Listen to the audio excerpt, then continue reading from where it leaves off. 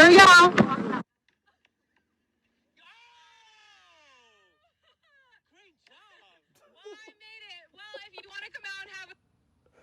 Bruh, this is crazy, man. Like, what made this man clap it up with her and, get hyped with her when he looked at the goal and see that she missed this shot, bruh? Like, you see how piped she was, bruh? She just knew she had you feel me? And I had seen this video on my timeline, right? And it had made me laugh, but God had really gave me a message about it, right? The book of Ecclesiastes, chapter 7, verse 5, it really say this right here. It simply say this. It say that it's better to hear the rebuke of the wise than to hear the song of fools.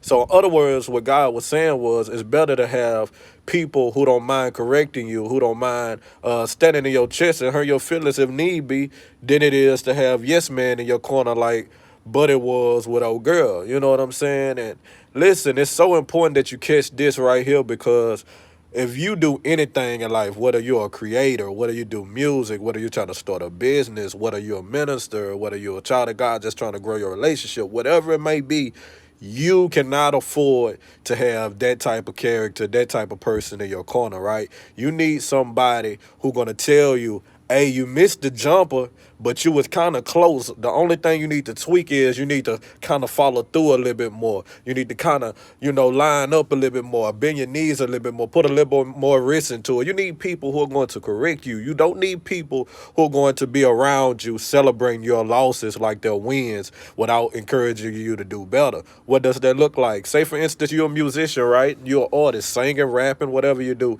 And every time you send a person a song, they send you fire emojis with no real feedback.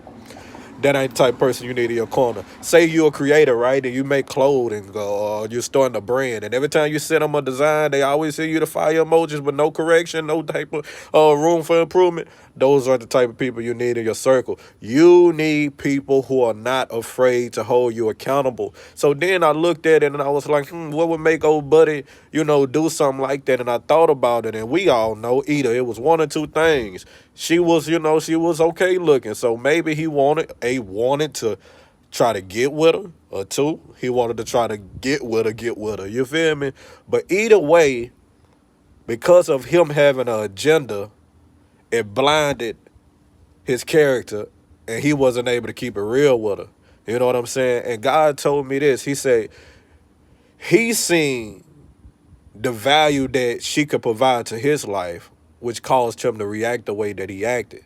God said you need people around you who see more of your potential than they do the value that you can bring in their life. Because if a person only can see the value, or they're so obsessed and so focused on only seeing the value that you're able to bring to their life, they're going to always yield to your liking. They're going to always be your yes man. They're going to always try to please you. They're going to always try to make sure they're on your good side. But when you have people in your corner that's obsessed and the only thing they'll focus on and their viewpoint of view, they see more of your potential than they do the value that you can bring to their own life, then you got you somebody in your corner. Because when a person can only see the potential, that mean that they're gonna always push you. That mean they're gonna always try to get the best of you. That mean they're gonna always try to squeeze every drop of greatness out of you to push you to be the best you can be. So get you people around you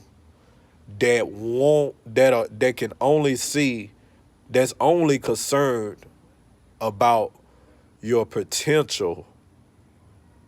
Get you some people that is more concerned about your potential than they are about the value that you can bring to their life. You feel me? And on the flip note, don't be that person that if you have somebody already in your life that don't mind telling you what it is, don't be that in denial person, right? What if she would have missed it and he would have been like, hey, you missed? And she like, no, I seen it go in. So don't be that person that's in denial when you have people around you giving you wisdom. Be slow to speak, quicker to listen, soak up the knowledge, get better, improve, continue to strive. And that's how you achieve greatness. Let's go.